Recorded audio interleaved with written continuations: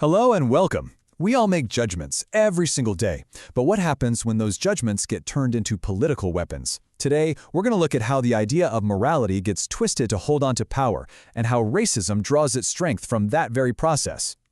All right, let's jump right in. First, we're going to ask who even gets to define what's moral. Then we'll look at how some pretty big philosophical ideas get hijacked. We'll break down what racism really is today and, most importantly, what we can actually do to stand up for our democratic values. You know, it all starts with something we hear or experience constantly. That quick, snap moral judgment we make about other people. A phrase like this is often just the beginning, isn't it? Think about how quickly judgments like, they're just lazy, or, well, it's their own fault, or they just don't fit in here, get thrown around. These phrases can seem harmless, but they're not. They carry a heavy moral judgment and actively shape how we see reality. And that brings us right to the core question of this whole explainer. Who really has the power to decide what counts as good or bad? And what's the goal behind those definitions? Is it about creating a just society? Or is it about cementing existing power structures? So, before we go any further, let's be crystal clear about where we're coming from. Our foundation is democratic. The equal dignity of every single human being is non-negotiable. Any ideology that tries to rank people is a direct assault on the very basis of our society. Now, to really get how these attacks work, we need to take a step back. And for that, we're going to use two philosophical tools from Friedrich Nietzsche that are, frankly, often misunderstood: the concepts of master morality and slave morality. Okay, it's absolutely crucial to get this right. For Nietzsche, these aren't judgments about good people versus bad people. They're analytical tools to understand where moral ideas come from. So, master morality grows out of strength. The rulers basically say, what we do is good. The obvious danger there is a logic of pure dominance. Slave morality, on the other hand, comes from a place of powerlessness. The oppressed can't fight back, so instead they redefine the values of the powerful. The danger here is something Nietzsche called ressentiment. What's so interesting about this idea of resentment is that it's more than just anger. It's this deep-seated, bitter sense of injury held by the powerless who can't express their rage openly. So instead, they channel it into a moral judgment against the powerful. Morality, in this case, becomes the weapon of the weak. And this right here is the most important point of all. It would be a huge, fatal mistake to dismiss human rights and the ideal of equality as just some kind of slave morality. Nietzsche's concept is about a psychological reaction to being powerless. Democratic values, however, aren't based on envy or hatred. They're a proactive, principled decision, equal dignity for all. No one is more human than anyone else. So now let's look at how these philosophical ideas are being twisted and deployed as political weapons today, especially by right-wing and authoritarian ideologies. You see, right-wing propaganda uses a warped version of master morality to justify a really brutal worldview. The world gets framed as this constant struggle for survival, where empathy is a weakness and equality is somehow unnatural.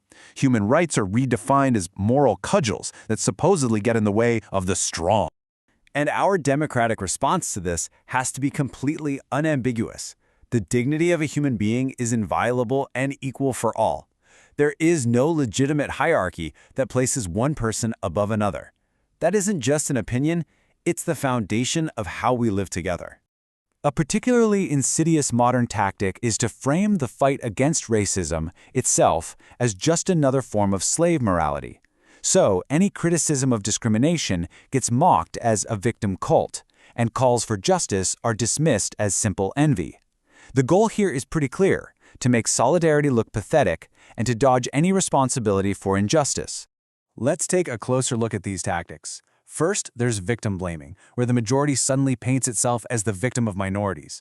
Then there's the use of dehumanizing metaphors like flood or invasion to shut down empathy. Racism hides behind a shield of humor to push boundaries. And instead of solving real problems, a distracting culture war is manufactured, often fueled by bogus science and cherry-picked data. So let's be really clear about what racism actually is today. It's so much more than just a personal prejudice or a bad feeling. It is a system. Racism takes on many forms. You've got the classic, biological racism. Then there's the more modern, cultural racism, which doesn't talk about race, but about supposedly incompatible cultures. Structural racism is embedded invisibly in our institutions, affecting things like housing and the job market. In the digital world, it spreads like wildfire through memes and disinformation. And then there's everyday racism, poisoning our society through subtle but constant acts of exclusion.